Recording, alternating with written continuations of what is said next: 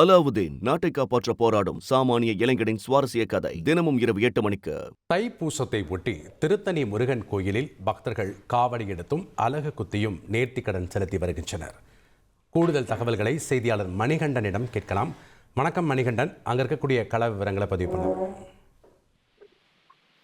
வணக்கம். முருகப்பெருமானின் 5ஆம் படை வீடான திருத்தணி முருகன் கோயிலில் இன்று தைப்பூச விழாவை முன்னிட்டு அதிகாலை மூலவருக்கு அபிஷேகம் செய்யப்பட்டு தங்க வைர ஆபரணங்கள் அணிவிக்கப்பட்டு பக்தர்களுக்கு அருள்பாலித்து வருகின்றனர்.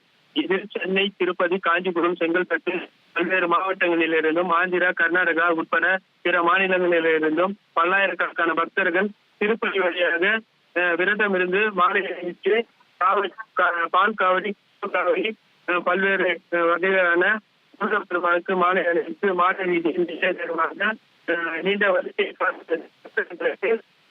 சாமி தரிசனம். நன்றி மணிகண்டன், உங்களுடைய தகவல்களுக்கு.